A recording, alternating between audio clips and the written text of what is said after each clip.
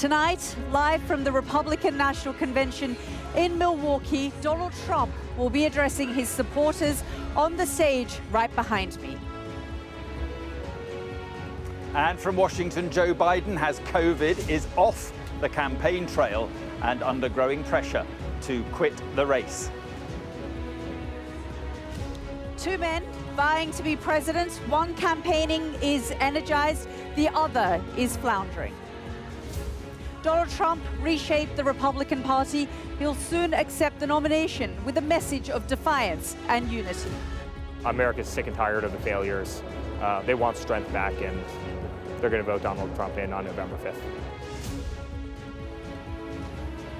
By contrast, Joe Biden's campaign is in tatters as Barack Obama reportedly says he should consider his future. As he falls behind in swing states, 20 Democrats have now publicly told him to step aside. We'll speak to one of them live. We'll look back at the 5 days that transformed this presidential campaign and build up to the coronation of Donald Trump tonight.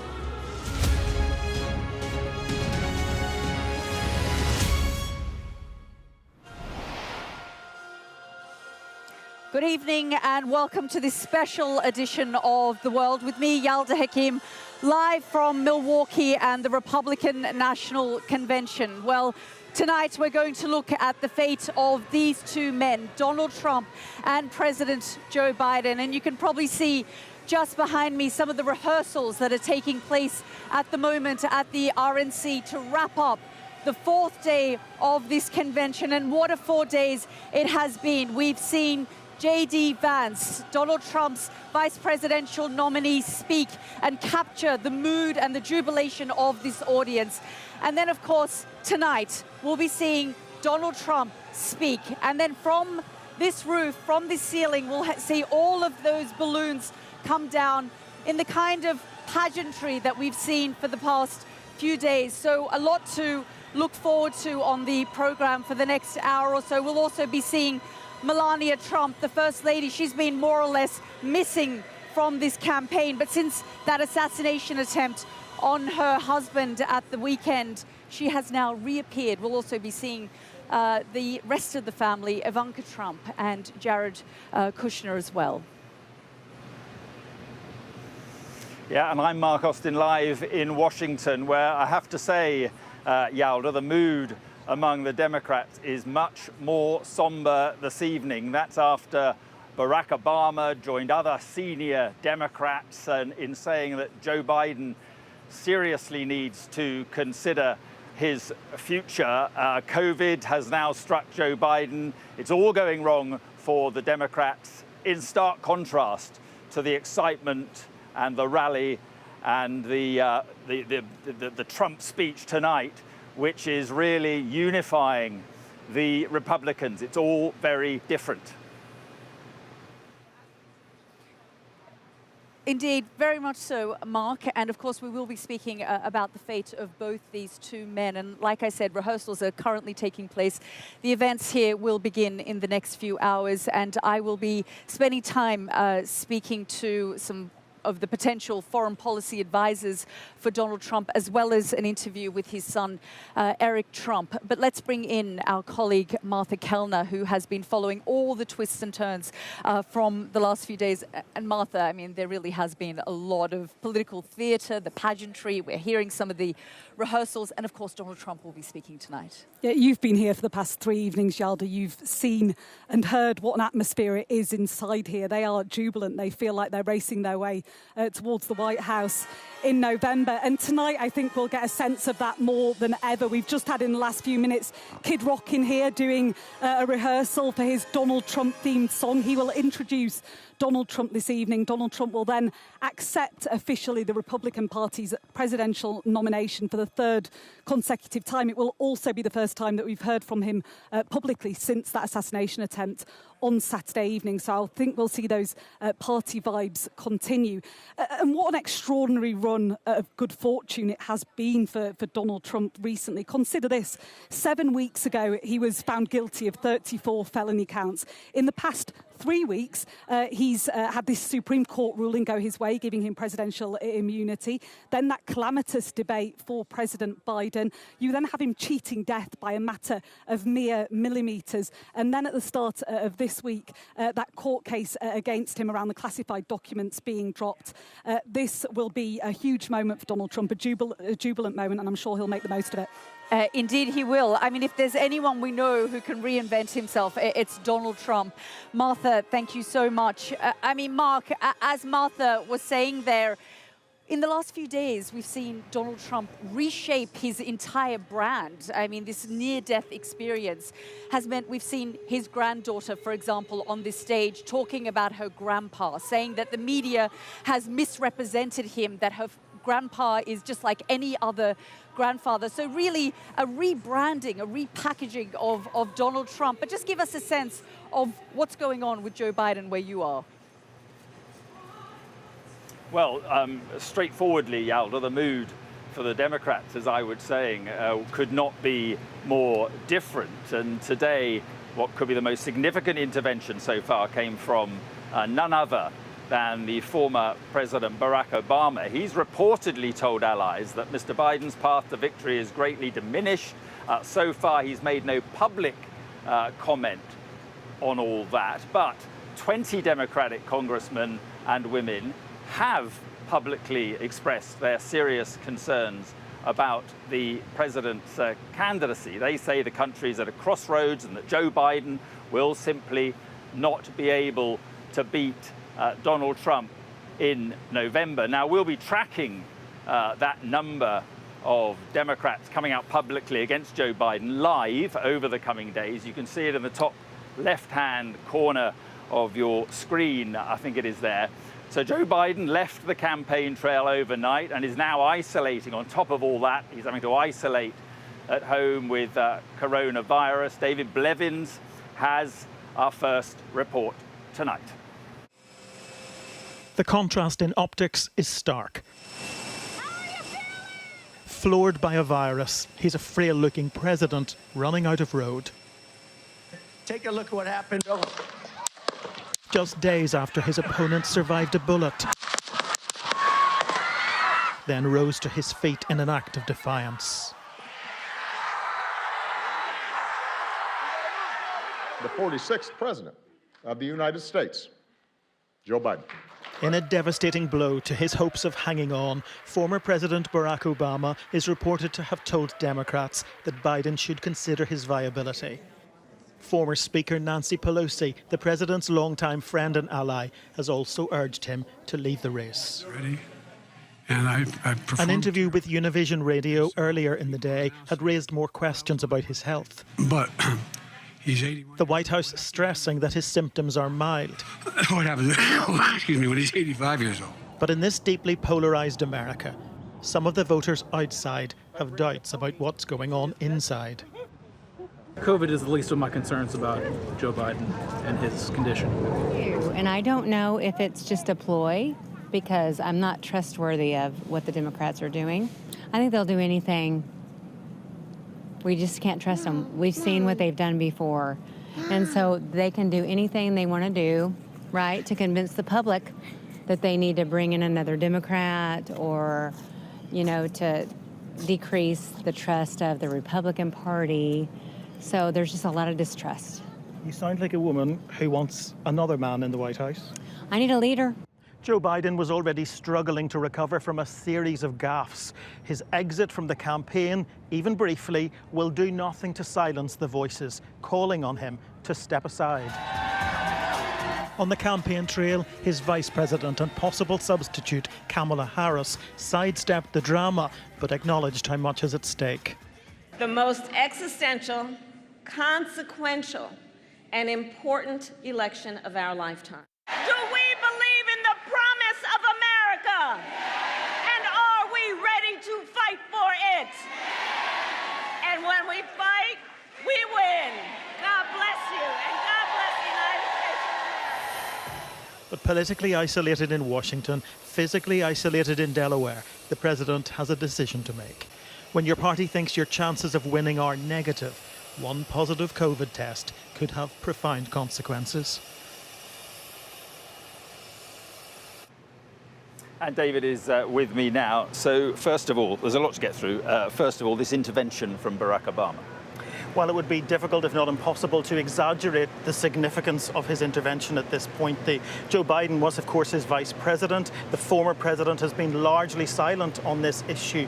A deafening silence, some people have described it as, but his intervention at this delicate moment, and that of the former Speaker Nancy Pelosi, and that of the Senate Majority Leader Chuck Schumer, make this feel like we're witnessing the beginning of the end of Joe Biden's hopes of being the candidate. But, and it is a big but, there is quite some retort tonight from a source, we're told by NBC, from a source very close to President Biden. It is extraordinary. Our colleagues at NBC hearing from a source within the Biden camp, and they're pushing back aggressively this evening. Let me give you a quote from that source. Can we all just remember for a moment that these same people who are trying to push Joe Biden out are the same people who literally gave us Donald Trump.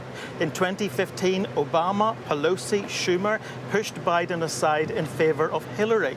They were wrong then, and they are wrong now. So this is about an old grudge, and the gloves are off. Yeah. We're witnessing open warfare in the Democratic Party. Well, that is beginning to be what it looks like. Yes, and of course, in the middle of all of this, you could get caught up in the political bubble of Washington, the drama going on there. But it's very important to take the temperature of the electorate. The latest polling is indicating now that 70% of Americans believe it is time for Joe Biden to step down as the Democratic candidate. What's more interesting is that when you drill down into those figures, Mark, 65% of Democrats believe that he needs to be replaced in the election come November.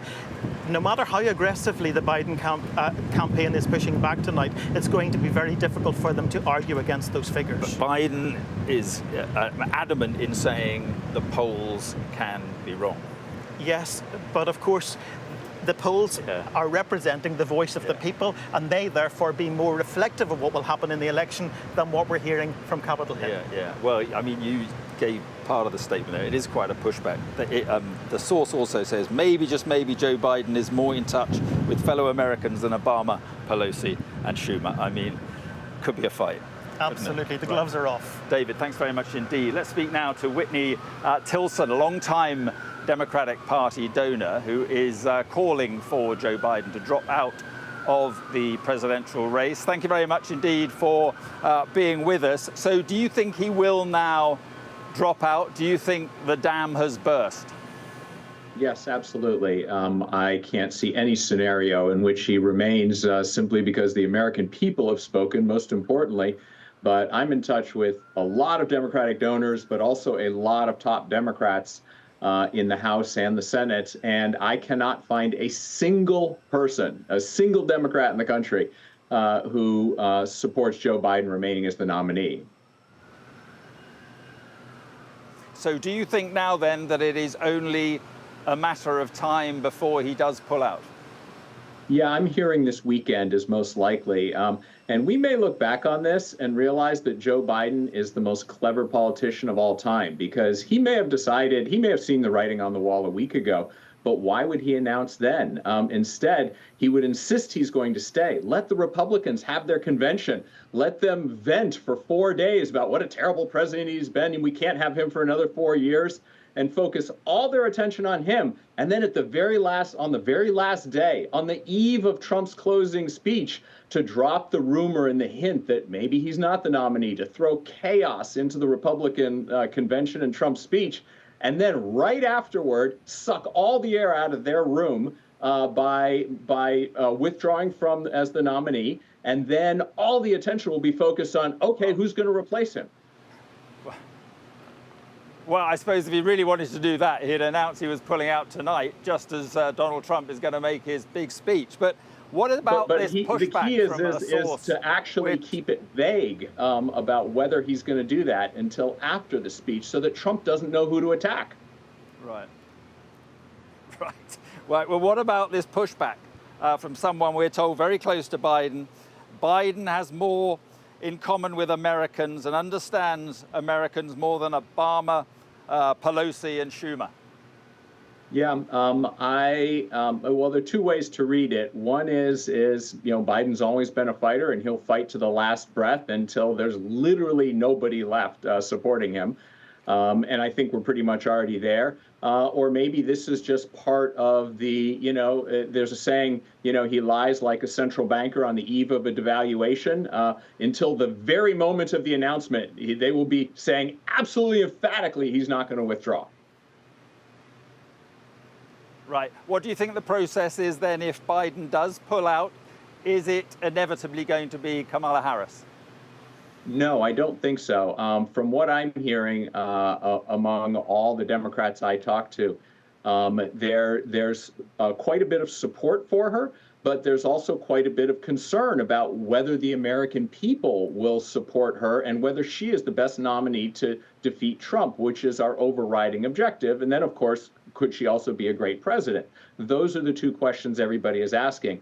I am pushing very strongly for an open horse race and with Kamala Harris participating, but have it be an open and fair process in which the nominee is determined 5.5 weeks from now at the convention. And if that's Kamala Harris, we will all support her 100%, but she has to demonstrate that and earn the nomination. Right, just finally, what about the optics of saying to potentially the first female black president, that you're not the first pick? That's problematic. I agree that it is problematic about those optics, but I think it doesn't. We have to put that aside. The overriding priority is the existential threat of another 4 years of Donald Trump, and possibly him sweeping the House and the Senate for Republicans. And so we have to ask legitimate questions about her and see if there are other candidates who might have a better chance of defeating Trump. Okay, Whitney Tilson, appreciate your time. Thank you very much indeed. My pleasure. So there we are, Yalda. An important moment, obviously, in Joe Biden's campaign as Donald Trump prepares over there for his big speech. Yeah. As you say, Mark, a huge moment, and haven't there been so many plot twists? I mean, it hasn't even been the end of the first week since that assassination attempt. That in itself was massive news. And now this potential other plot twist. It's quite extraordinary times here in US politics, but we are, as we've been saying, expecting Donald Trump to come out onto this stage tonight. We're being told that he has rewritten his speech, that he wants to focus on unity. This is now a Republican Party, a MAGA Republican Party, really very much in the face of Donald Trump. It is Donald Trump's Republican Party now, and he's going to get up on that stage, speak before his party, before his country, and in front of his family, and try and draw this country together, given what he has been through. And to capture that mood, my colleague Mark Stone has been out and about. Have a look. Always speak the truth, boy, and fight for Uncle Sam. The bandage is now an accessory to define their hero's brush with the bullet. You line up here, we'll get your photos. In Milwaukee, the Republican vibe is in such stark contrast to the Democratic Party meltdown over Joe Biden. All right, very good. Here, it is a party, locked in behind their leader. And wowed, it seems, by his choice of running mate. Never in my wildest imagination could I have believed that I'd be standing here tonight. Just 3 days ago, J.D. Vance did not know if he'd be Trump's chosen one. Thank you. The man who was once a never-Trumper has had quite the shift. Wow. Gone from calling him America's Hitler to this. Now that's the man I've gotten to know personally over the last few years. He is tough, and he is, but he cares about people. He can stand defiant against an assassin one moment and call for national healing the next. He is a beloved father and grandfather, and of course, a once-in-a-generation business leader. His appeal is his personal journey. He is defined by his childhood, a broken home and a poverty familiar to so many Americans. Single moms like mine, who struggled with money and addiction, but never gave up. And I'm proud to say that tonight my mom is here, 10 years clean and sober. I love you, Mom. Trump picked him for all this, but also surely because he believes in his loyalty, wherever that may be needed. He is the most closely aligned to Trump's vision for America and beyond. This was also about reinventing Trump, reframing the left's tyrannical image with the help of his granddaughter. I'm speaking today to share the side of my grandpa that people don't often see. To me, he's just a normal grandpa. He gives us candy and soda when our parents aren't looking. He always wants to know how we're doing in school. Cynics, or those who just look at his record, will scream, "Don't believe it." But here, of course, they are bought in. President Trump and Senator Vance have to focus on the mission of the Trump-Vance ticket and let the Democrats make the decisions that they make. The drama on the other side is reflected, yes, but it is not all the vitriol you might expect. At my core, do I really want to feel bad for Joe Biden? Absolutely not. But as a human being, I absolutely feel bad for him. If they move to a different candidate, that could present problems for your side. No, I think it'll help us actually, because in a lot of ways they're going to have to start from ground zero, where we've got a long head start. The rehearsal here for his big moment in a few hours. This is all choreographed to a T.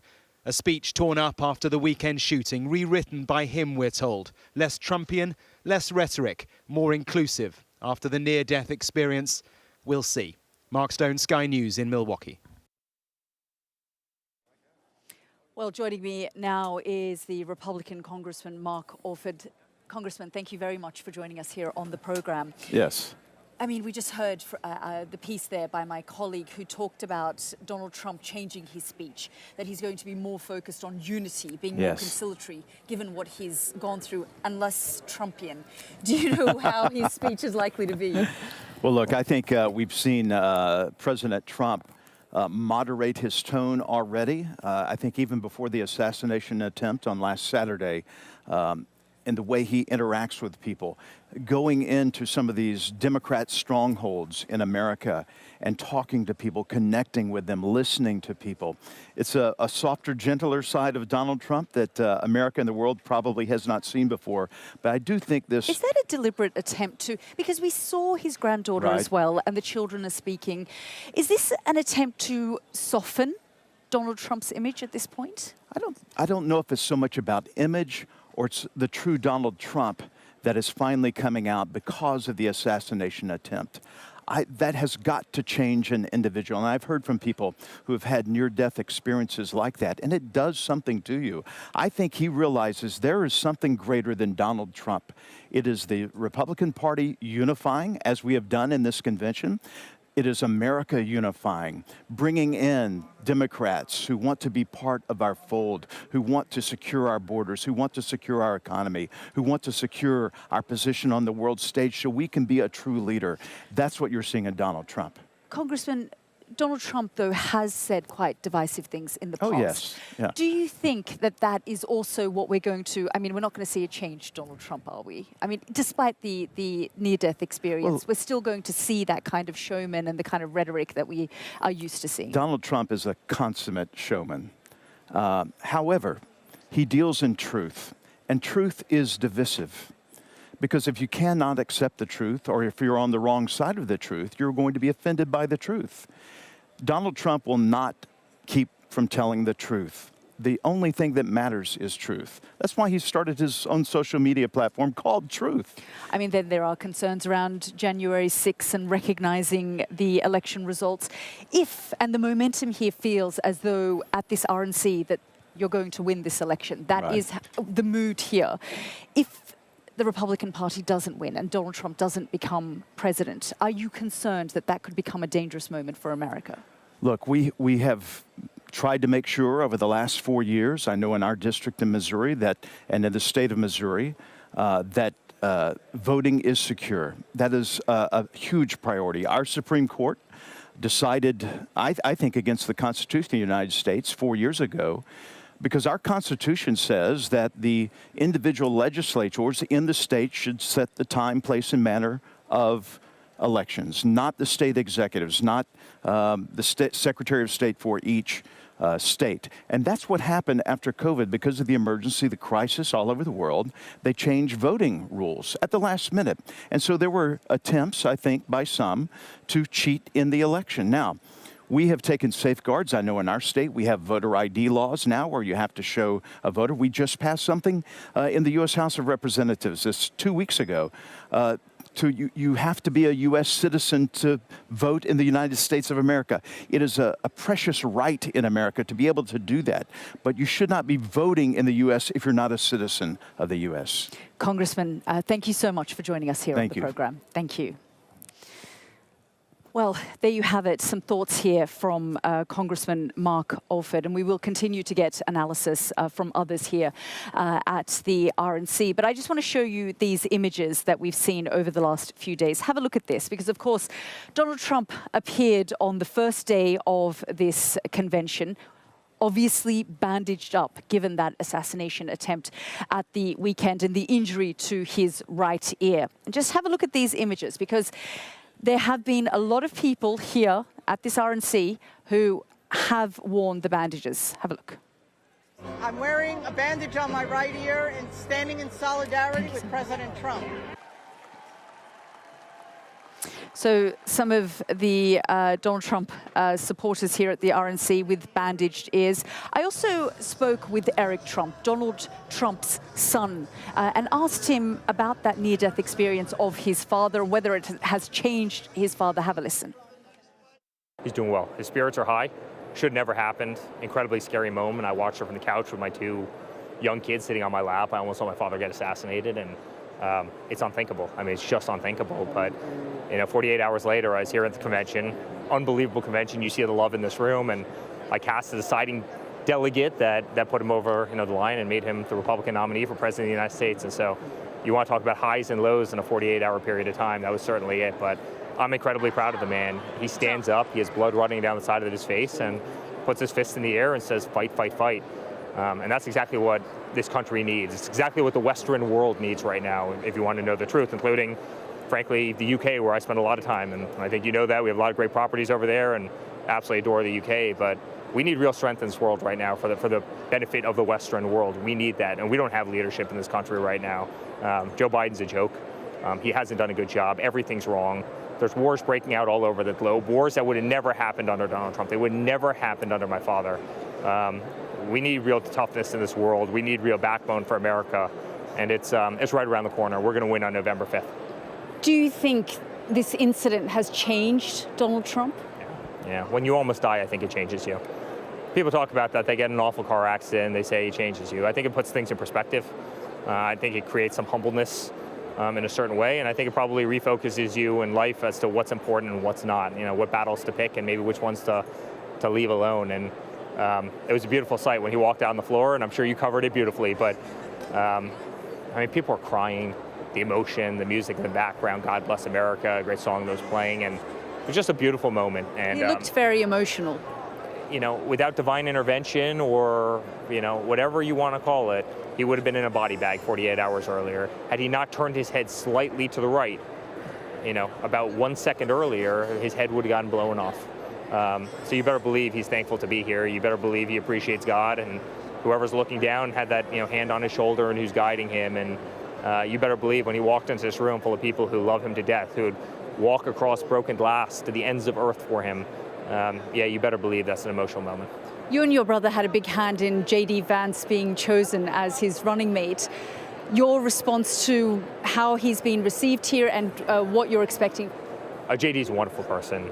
At the end of the day, it was my father's choice. It wasn't mine, it wasn't Don's. As much as people like to report that. Donald Trump is a great person. He's a big boy. He makes his own decisions in life. And he certainly takes input, but J.D.'s an amazing guy. Unbelievable career, private sector, Yale Law School, went into government, ascended the ranks, is aligned with my father on just about every issue, and is really just a great person. But I think beyond that, you need to have chemistry. If you're in the White House, if you're in the Oval Office, you're in the Situation Room at 3 o'clock in the morning, the worst is happening somewhere around the world, you're trying to handle it, you know how stressful that job can probably be. You better have somebody who is an absolute rock, and you also better have somebody that you just want to be around, you enjoy being around, that you have kind of good rapport with. If you don't have that, it's not going to work, or you're just going to be miserable. And I think JD is the right guy, and he's going to do a phenomenal job. And frankly, he's young enough that he can carry the torch. Not worried that he would try and overshadow Donald Trump in any way? Good luck. Good luck. It's very hard to overshadow Donald Trump. I know this firsthand, right? It's very, very hard to overshadow Donald Trump. He's an amazing man. The movement he's built is unlike anything before. I mean, these are people who just would do anything for him, and there's hundreds of millions of them in this country who fit that same bucket, who love him, who know he did not have to do this. He's the last person who needed this job, and he's a remarkable person, a remarkable father, and I'm proud to stand on the stage with him. And if he doesn't win in November? He will. I remember I said that. You have it captured on that camera. He's going to win November. He's going to win November. America can't handle the current weakness that we have. It won't take it anymore. America's sick and tired of the failures. They want strength back, and they're going to vote Donald Trump in on November 5th. That's Eric Trump, one of Donald Trump's sons. And of course, we are expecting to see the rest of the family. First Lady Melania Trump, who's more or less been missing from this campaign trail, as well as daughter Ivanka Trump and his son-in-law Jared Kushner will also be here to listen to that 60-minute speech from Donald Trump, which will be done later this evening. Mark. Yeah, we'll look forward to that one, Yalda. And if viewers can see that number at the top of the screen there, Democrats calling for Biden to go, number 20. Well, one of them joins me now, senior Democratic Congressman Adam Smith, and thank you very much for being with us. And I just wonder, do you think that Joe Biden has finally got the message? Well, I mean, there's been a lot of reporting that they're taking a serious look at the situation, and I think that's a positive. It does seem to be heading that direction. I don't have any firsthand knowledge of that. I've got a lot of secondhand knowledge of that. And look, Joe Biden's been a great president. And look, watching the Republican convention just sort of makes your blood boil as a Democrat. All the things they're saying that aren't true, all the dishonesty that's coming out. I want us to get out there and make that case. I want to talk about how Donald Trump increased the debt and the deficit by more than any president in history. How he wants to raise tariffs so that basically taxes go up on working people. Where our economy was truly at when he left office, and what Joe Biden did to make the United States economy the strongest post-COVID economy in the world. I want to make that case. I want to talk about that. And I think it's clear that a different nominee would put us in a better... But isn't the truth... Yes. No, just go on with what you were going to say. You think a different nominee would put you in a better position to do just that. So can I ask you this question? Is it now the case that among top Democrats like yourself, Joe Biden, you've lost confidence in him to be able to win the election? I believe that is true. Yes, I think that was the case the second that debate ended. Almost 3 weeks ago now. I think there was a widespread opinion that, yes, it was clear the president was going to struggle to adequately deliver the message. And look, we love Joe Biden, and we think he's done a great job. And I listen to all the lies that Republicans tell about him. It makes me angry, too. But we're making a practical decision here about how best to deliver our message in an election that we all consider to be of extreme importance. 4 years ago, out of all the people running, about 30 different Democrats ran at one time or another. We looked at that and said, as Democrats, we think Joe Biden's the person in that moment. And he was, and he did. He did a great job, and that's terrific. 4 years later, I think we've reached a different conclusion, and that's fine. Joe has served us incredibly well. I think it's time for somebody else to step up. Do you think he will go graciously? Do you think he understands that many people like you believe his time is up? Those are two separate questions. Yes, I think he understands that there are people who are concerned about that. And on the first question, yes. Look, Joe Biden has been a public servant for over 50 years now. United States Senator, great vice president to Barack Obama. And being vice president, not an easy gig in the United States of America, by the way. You get a lot of scrutiny. You don't have a lot of power. You're standing there supporting the top person no matter what. And Joe Biden did that with incredible class, dignity, and ability. He stepped into the presidency 4 years ago in the midst of a COVID nightmare, had to face down an attempted coup by his predecessor. That's the first time we've ever had that. January 6th happened. Donald Trump tried to stop the election. He came out of that and, like I said, built an economy that is the strongest economy post-COVID of any in the world. And just to give you some idea of the dishonesty involved here, you know the president who's had the lowest unemployment rate and the lowest poverty rate for Black Americans? Well, if you listen to the Republicans, you'd think that was Donald Trump. It's not. It's Joe Biden. Those are the actual facts. And if we start getting the actual facts out there, Let me ask you one last question. Right. Sure. Got you. Let me just ask, sorry to push you, one last question. Is it inevitable in your view that if he does go, it is Kamala Harris who gets the gig? I don't think it's inevitable, and I don't think it should be inevitable. I think Kamala Harris should go to the delegates. We have roughly 4,000 delegates out there, make the case and earn it. Now, look, she's done a great job as vice president, particularly in the last 2 years. I always talk about the Munich Security Conference. I know you guys are at the Munich Security Conference. Kamala has been the spokesperson for the Biden administration for the last 3 years, and she's done a fabulous job making the case for our policy in Ukraine, on NATO, globally. She is very strong, but I think she has to make that case to the delegates. I believe that she will, but, you know, we'll see. It's not, and it's not inevitable, and it's not a foregone conclusion, no. Okay, Adam Smith, appreciate your time. Thank you very much indeed. Well, this election, like all American elections, will basically come down to a small number of votes in a few closely fought counties and a handful of swing states. One such county is Bucks County in eastern Pennsylvania. We traveled to a town called New Hope to talk to people whose votes could make the difference, not just locally, but nationally as well. You're mean to me. Why must you be mean to me? At the Havana Bar in New Hope, Pennsylvania, the jazz competes with a rainstorm bringing merciful relief from the oppressive summer heat.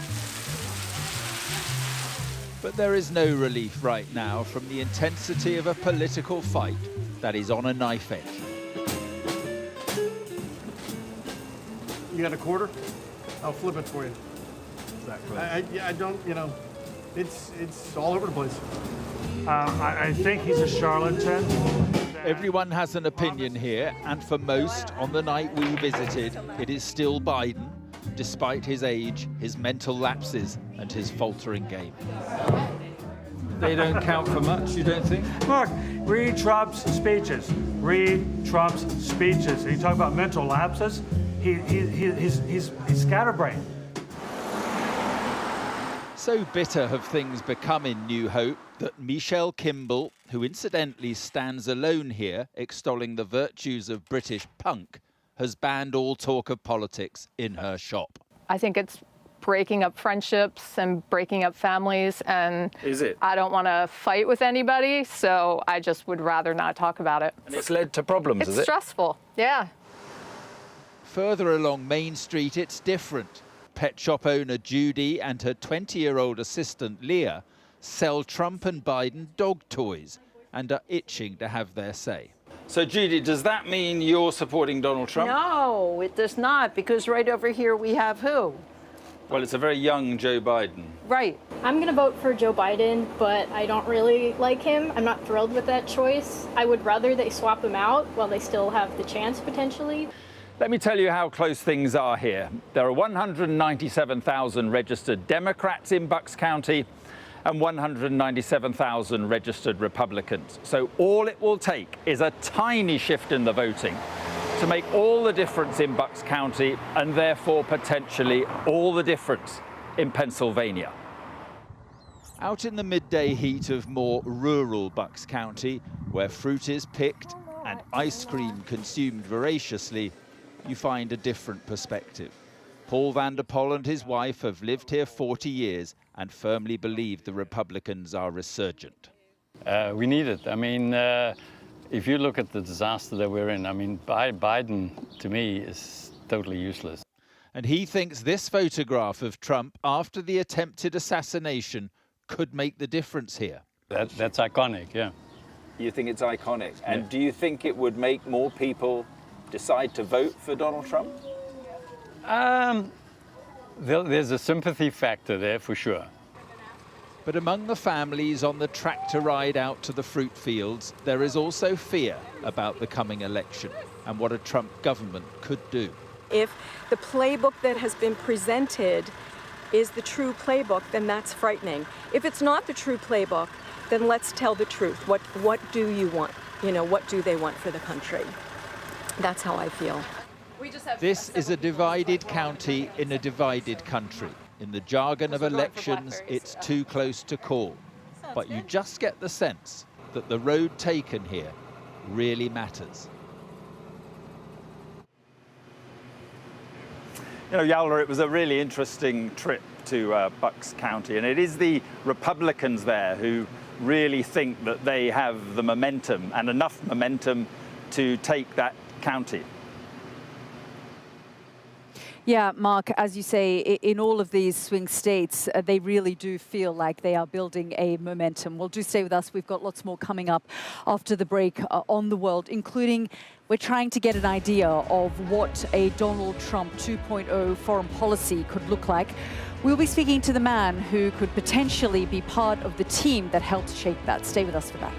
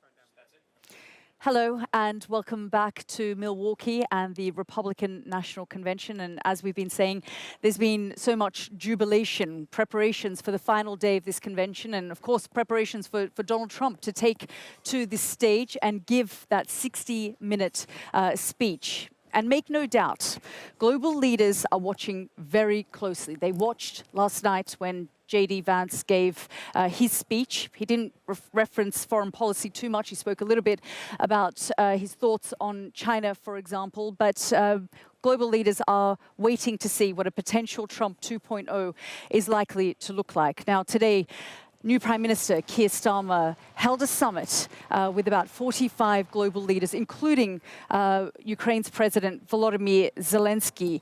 He seemed to dodge a question about what a Trump presidency would mean for European security. Have a listen.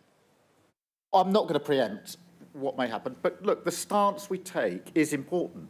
The stance that we took in Washington at the NATO conference mattered because it was intended to show to Russia in particular, the resolve last week of the NATO countries. That was Keir Starmer speaking at that summit. Well, joining me now here on the program is Elbridge Colby. Bridge served in the first Trump presidency, and if I'm correct, Bridge, there are rumors that you could potentially be national security advisor. I mean, your thoughts on foreign policy, pretty clear. We've spoken to you on the program about that. Just tell me what you think a Trump 2.0 could potentially mean for the international community. Sure. Well, let me just make it clear. I don't make any presumptions about any role for myself. I'd be honored to help them, but I'm just very excited about this ticket. And I don't speak for the campaign of President Trump or Senator Vance, but I think we can see a pretty clear message. We can see it in the platform. We can see it in what President Trump has been saying and Senator Vance since his appointment, which is a foreign policy based on a common sense approach, putting America's interests first. That is not isolationism. That is a sensible internationalism that actually works for the American people, where we expect our allies to do the part. And that's, I think, there's a way forward, but I think the writing is on the wall for smart people abroad in places like Europe that see the way to sustain NATO, the way to sustain our alliances in the Asia-Pacific is for everybody to put their shoulder into it, and that's the best way to sustain the approach. And we'll have a peace through strength approach that's very strong on the American part, but with the military used sparingly. So, for the longest time, of course, European leaders have relied on the United States when it has come to things like security. Are they home alone now, though? They're not home alone, and I'd correct you just a little bit, Yalda, because if you go back to the Cold War, Winston Churchill's idea, Konrad Adenauer's idea, Charles de Gaulle's idea, that was not to make Europeans dependencies. This is I would say, a rejection of the post-Cold War order, the post-1989. If you go back to the Cold War, you see the British Army of the Rhine, a very impressive West German military, French military, etc. This a more equal relationship is well within the capability of European states, and honestly, if Europeans are as worried about Vladimir Putin as I think they probably should be, then why don't we see the spending? I mean, we've just seen the German government cut military aid to Ukraine and reject Minister of Defense Pistorius' requests for the Bundeswehr. Well, certainly Keir Starmer is saying, vocally. I think the UK government, the new UK government, and I say this as an American conservative, I think they're saying a lot of the right things, and I think they're more focused. And you said you could work better with That would be my Labour. recommendation. I think a common sense America First foreign policy means working with countries that are self-reliant, pragmatic, realistic, and from what I'm hearing from the new Labour government, that sounds like the approach they're taking. We've heard J.D. Vance as well. And, I mean, realistically speaking, it's unclear what the role of the VP will be. But we know that his position is that America needs to step away from the support we're kind of seeing with Ukraine. Is that something that you're now saying should be the policy of this administration? Well, look, I think Senator Vance, look at his comments to the Munich Security Conference and then Financial Times. Those are facts. Those are based on military, fiscal, and strategic reality, that our primary challenge is China, that there are limits to what our defense industrial base. That's why it's so important that priority number one of this platform is reindustrialization, in part so we get in a better situation from a military point of view. But I mean, I can't speak for him. He did say the other night to Sean Hannity that I think, and I agree, we've been distracted in Europe and we need to focus more on the Asia-Pacific. Those are facts, whatever happens. But I think what President Trump and Senator Vance are saying is we need to have a realistic look at the situation. We don't have endless resources. We don't have endless political will. You've seen a lot of discussion of the forever wars here and how we're moving away from those mistakes made by governments of both political parties over the last generation towards something that's much more common sense and practical in Americans' interests. And would that mean handing territory over to the Russians, sitting around a table with the Russians and figuring out what next for Ukraine? Well, I mean, we're not the ones handing over territory, but I think we got to make a realistic basis. By the way, the Biden administration policy is that the war will end through negotiation. And if you look at the Biden administration briefing, under the radar to the New York Times and others, they're very skeptical that the Ukrainians are going to be able to take back serious amounts of territory. So, A, that's just realism. Who's helped by having delusional goals? And secondly, if the Europeans and others do actually want to have more ambitious goals, why are we seeing the Europeans cutting back security assistance? If the American people have already given almost $200 billion to Ukraine, right? Well, what sort of message do you think, and what do you think Xi Jinping will pick up from this if the United States steps away from Ukraine? Well, the worst thing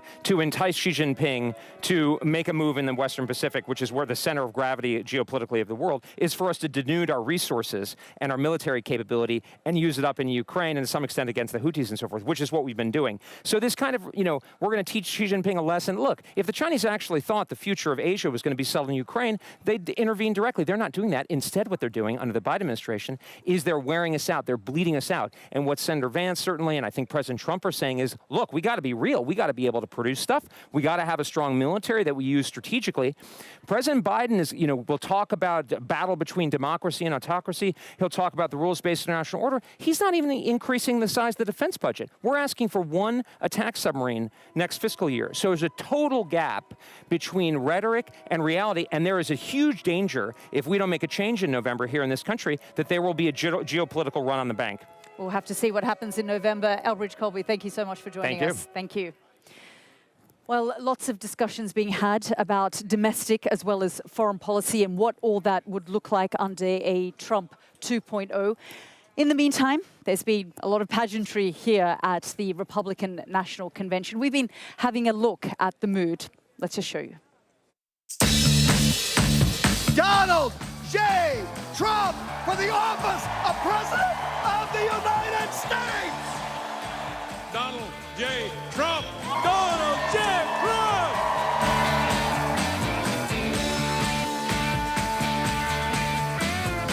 JD! JD! JD! JD!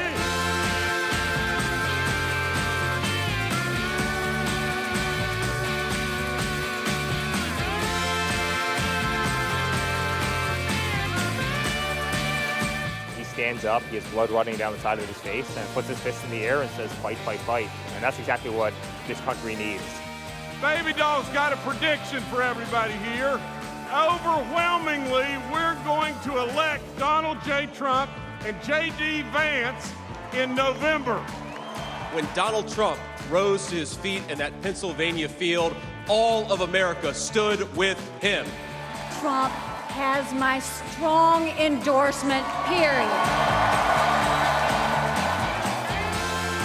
Donald Trump and his supporters don't care if you're black, white, gay, or straight. It's all love.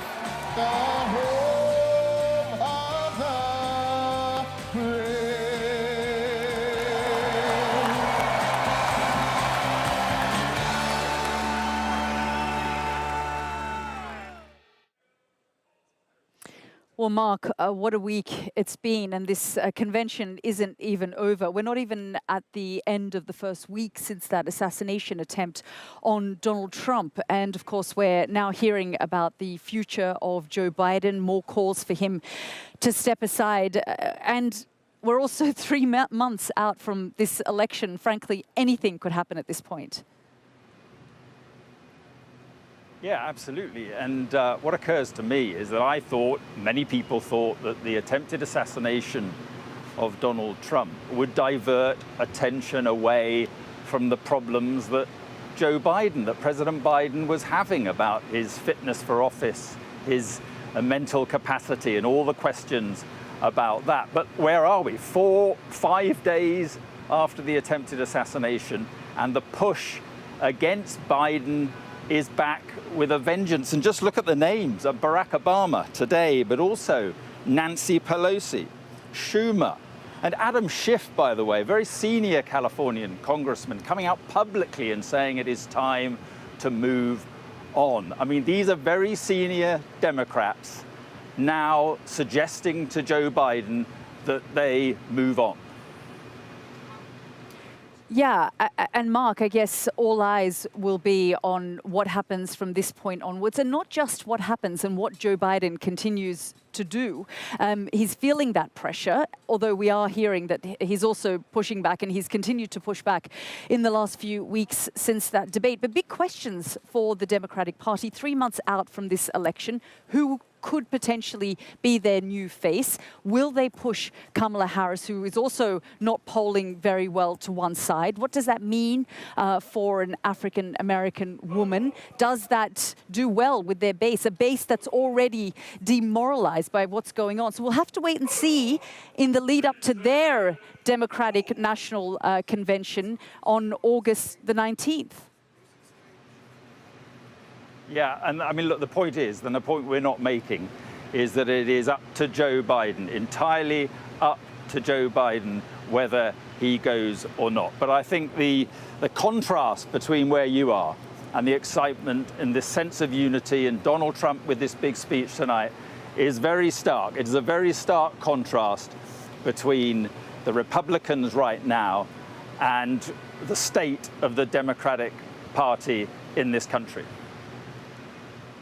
Yeah, very much so. Well, Mark, we'll continue to follow all the twists and turns here from the United States, both in Milwaukee and from Washington, D.C. Thank you so much for helping me host the program today. But here in Milwaukee, we are going to see Donald Trump in, I guess, about 5 hours' time. So do stay with us. Lots more coming up on Sky News, all of our analysis. But for now, good night.